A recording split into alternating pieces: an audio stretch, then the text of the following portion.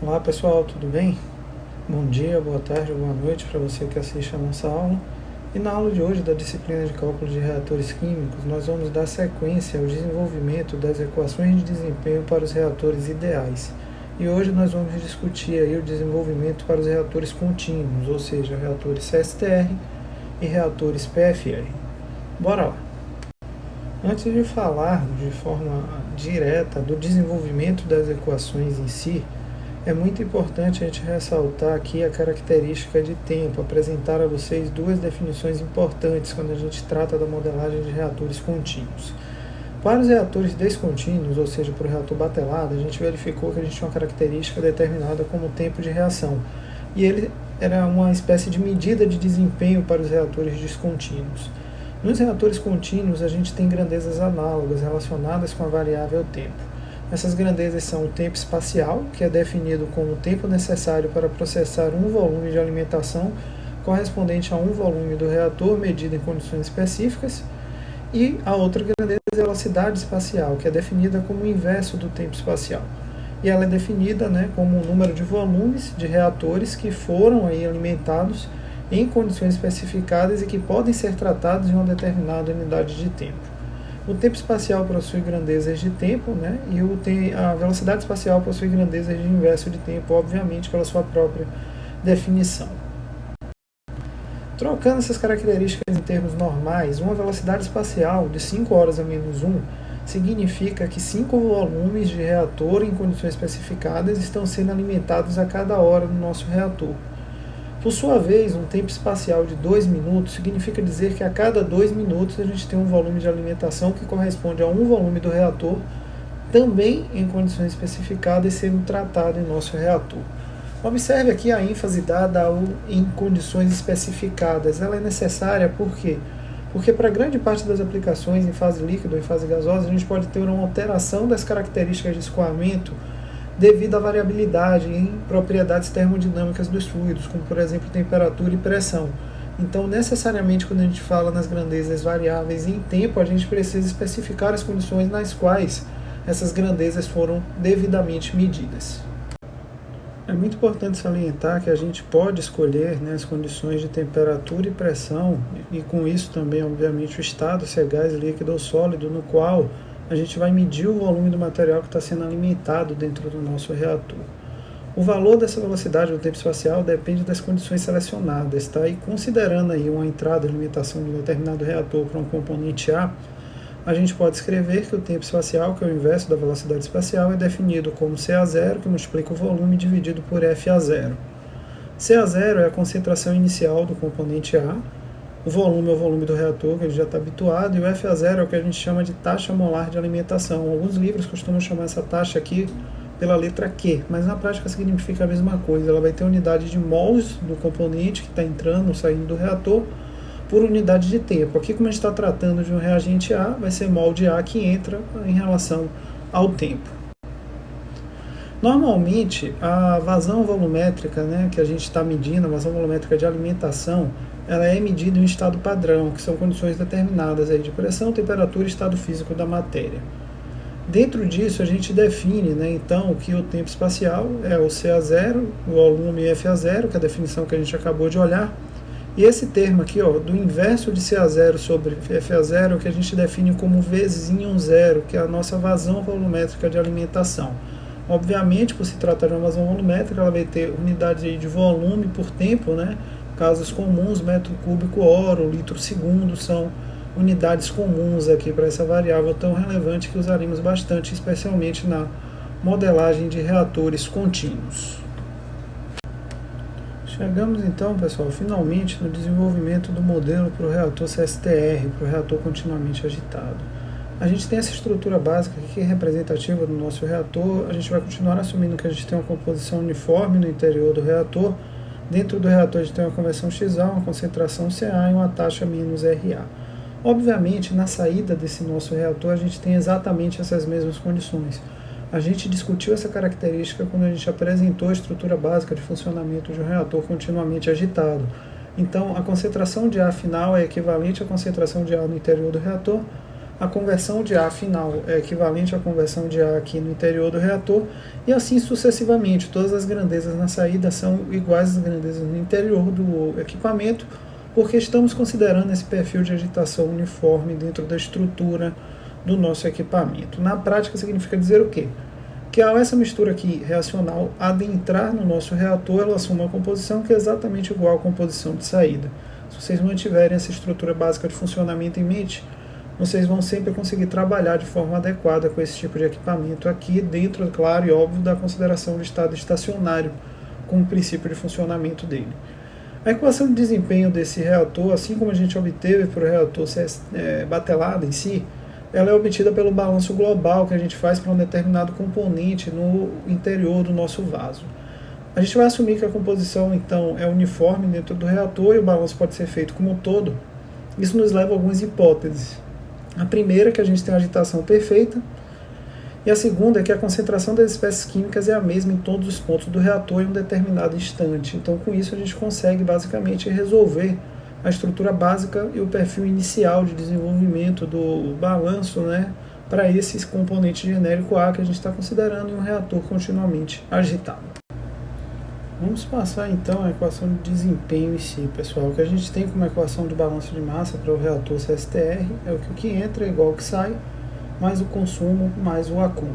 A gente não vai ter acúmulo, porque estamos assumindo que o reator está operando em estado estacionário. Com isso, esse termo aqui vai a zero, e ficamos com o que entra é igual ao que sai, mais o consumo. A entrada de componente A ela é definida como F a zero, que multiplica 1 menos a conversão de A. Na entrada não temos conversão de A ainda, o reagente encontra-se puro, então por isso esse termo vai a zero, e a gente pode assumir que a entrada de A é F a zero. A saída de A é o que a gente está chamando aqui de FA, e ele é definido como F a zero que multiplica 1 menos XA, e aqui a gente já tem o termo de XA porque já ocorreu uma determinada quantidade de conversão dentro da estrutura interna do nosso reator. E temos o termo de consumo. O consumo é dado pela própria taxa de reação do componente. Então ele é escrito como menos RAV, né? E aí a gente tem os três termos escritos. O que nos resta agora é juntar esses três termos em uma única equação. Então vamos juntar os nossos termos, pessoal. A gente juntar ali, fizer as operações algébricas necessárias, a gente chega em F a zero XA igual a menos RAV, que é a equação fundamental de desempenho para um reator CSTR operando a reação aí com o reagente A. Essa equação ela é apresentada nos livros e ela pode efetivamente ser rearranjada de diferentes formas. Por exemplo, as formas mais comuns são essas que estão apresentadas aqui abaixo, e essas formas são válidas para qualquer epsilon A, ou seja, para qualquer fração ali de reagente no nosso sistema, tá? Então isso aqui é válido para toda e qualquer reação, seja ela com expansão de volume ou sem expansão de volume. A gente pode dizer que V dividido por F a zero é igual ao tempo espacial dividido por C a zero, que é igual a delta XA dividido por menos RA, que é igual a XA dividido por menos RA, caso isso aqui seja uma série de um único reator. Da mesma forma, o tal, que é o inverso da velocidade espacial, né, o tempo espacial, que é o inverso da velocidade espacial, é definido como volume sobre a vazão volumétrica, que é igual ao volume que multiplica a concentração inicial do componente sobre a vazão molar do componente, que é igual a C a zero XA dividido por menos RA. Então todas essas fórmulas aqui são equações de desempenho do reator continuamente agitado e são úteis aí no desenvolvimento de problemas relacionados com esse tipo de equipamento. Assim como fizemos para o reator batelado, existem os casos onde a gente pode considerar a densidade do sistema constante. Para esses casos, as equações podem ser escritas e agrupadas, né, nesse formato que aqui é apresentado.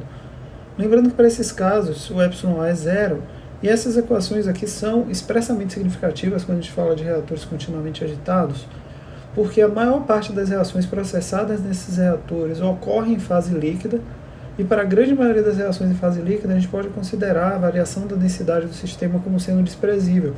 Com isso, para boa parte dos nossos sistemas, a gente vai aplicar essas equações que vocês estão vendo aqui apresentadas. Essas expressões que vocês estão vendo aqui dentro dessa estrutura básica, elas relacionam, né, de uma forma muito simples 4 termos, se a gente for observar na prática. Esses termos são a conversão do componente, a taxa de reação, o volume e a vazão molar de alimentação do componente. Dessa forma, se a gente conhecer 3 desses termos, obviamente o quarto já pode ser determinado automaticamente usando alguma dessas relações aqui apresentadas. Finalizado o equacionamento dos reatores CSTR, vamos iniciar então o desenvolvimento do equacionamento ligado aí ao reator pistonado. Para esse reator, o que a gente tem que ter em mente é que a gente vai passar uma mistura reacional que contém um reagente A com concentração Ca0 e vazão molar Fa0. Nesse ponto, a conversão do componente A é zero, a gente tem uma vazão volumétrica de alimentação V0. Esse material vai passar por dentro do nosso reator, a gente vai subdividir a estrutura do nosso reator em vários elementos de volume de controle diferencial, que eu estou chamando aqui nesse momento de DV, e através desses elementos de volume de controle diferencial vai passar uma corrente com característica de vazão molar FA e uma conversão XA. Ao passar por esse elemento de volume de controle diferencial DV, a minha corrente vai se modificar e ela vai assumir uma característica que eu estou chamando de FA mais DFA e um XA mais DXA. Esse DXA é a variação que ocorre na conversão do meu componente em decorrência da taxa de reação que ocorre dentro do elemento de volume de controle diferencial DV. Após percorrer todos os infinitos volumes de controle diferenciais que ocorrem dentro dessa distância, ao longo do comprimento do meu reator, ou ao longo do volume do reator, como preferirem, a gente vai assumir aqui as condições de saída, que são a concentração de A na saída, a vazão molar de A na saída e a conversão de A na saída. Além, óbvio, da própria vazão volumétrica do componente A, ali da vazão de saída do nosso sistema. Então essa é a estrutura básica que a gente vai representar dentro da nossa equação do balanço de massa e vamos então ao desenvolvimento dessa equação. O que a gente vai ter como equacionamento para o balanço de massa do reator PFR é muito similar àquilo que a gente tinha de estrutura básica para o equacionamento do reator CSTR. A gente tem que entra igual que sai, mas o consumo mais o acúmulo. A gente está continuando assumindo estado estacionário, então a gente não vai ter esse termo de acúmulo. O que está entrando de A é um FA. O que a gente tem ali na saída de A dentro do elemento de volume de controle é o que a gente chama de FA mais DFA. E o que está ocorrendo de reação dentro do elemento de volume de controle DV é um menos RA DV. Então temos aqui todos os termos, o que a gente precisa agora, mais uma vez, é juntá-los dentro da estrutura dada pela equação do balanço. Agrupando os nossos termos, então, a gente obtém que FA é igual a FA mais DFA mais o termo de taxa, menos RA DV. E daqui a gente sabe que o DFA ele é definido como uma derivada aí de FA0 que multiplica 1 menos XA. Daqui a gente vai ficar com a derivada de FA0, que é zero, porque isso aqui é uma constante, e menos aí uma derivada de FA0 dXA. O FA0 é constante, ele sai da derivada, de forma que me sobra um DFA como sendo definido como menos FA0 dXA. Fazendo a substituição desse termo nessa equação, a gente chega a FA0 dXA igual a menos RAdV, que é a equação fundamental de desempenho para um reator tubular.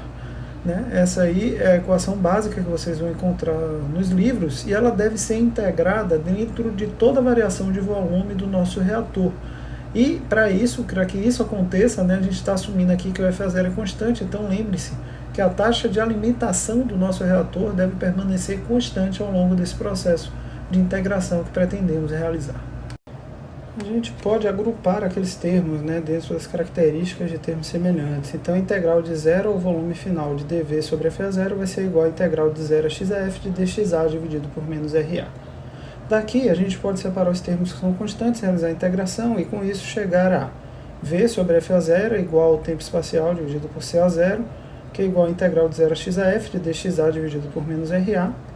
O tal, que é o V sobre o V0, sobre a vazão volumétrica, é igual ao volume CA0 sobre FA0, que é igual a CA0 integral de 0 a XAF dXA menos RA. Lembrando que essas expressões são válidas para qualquer εA, e aqui sim, no caso do reator tubular, a gente vai precisar dessa expressão válida em qualquer εA com muito mais frequência, uma vez que a maior parte das reações tratadas em reatores tubulares são reações em fase gasosa, que por essência normalmente ocorrem acompanhadas de expansão ou contração de volume. Então aqui essa equação é mais útil do que o que a gente tinha de utilidade dentro daquela estrutura básica de funcionamento dos reatores CSTR. Só para que a gente entenda a estrutura de desenvolvimento, a gente pode sim fazer esse desenvolvimento em relação à reação de εA vai ser igual a zero, só para que a gente mantenha aquela estrutura igual que a gente teve para o reator CSTR.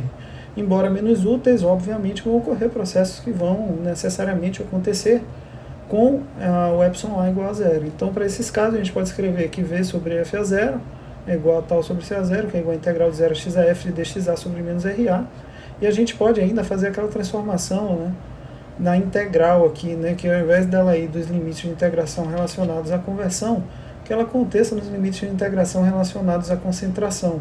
E aí a gente consegue, né, trabalhar com dados que normalmente são mais facilmente obtidos em condições laboratoriais. É importante enfatizar que a gente tem alguns exemplos disponíveis no canal relacionados com desenvolvimentos tanto para reatores continuamente agitados como para os reatores tubulares. Os cards eu estou inserindo aqui ao longo do vídeo, tá, para que vocês possam acompanhar. E um desses exemplos é muito importante que vocês verifiquem, que ele diz respeito a como a gente pode resolver esse tipo de problema, tá? Basicamente, a gente tem 3 caminhos para resolver, eu descrevo os 3 lá nesse vídeo específico que está aparecendo no card aí para vocês. E é muito importante que vocês tenham em mente essa característica de funcionamento em específico para esse tipo de equipamento. Essas equações, então, de desempenho, tá? Tenham isso sempre em mente, elas podem ser escritas tanto em termos de concentração como em termos de conversão, tá? Quando a gente fala dos sistemas com densidade variável, que são sistemas que estão apresentados para vocês no slide anterior, é muito mais útil e conveniente que eu trabalhe em termos de conversão do que em termos de concentração.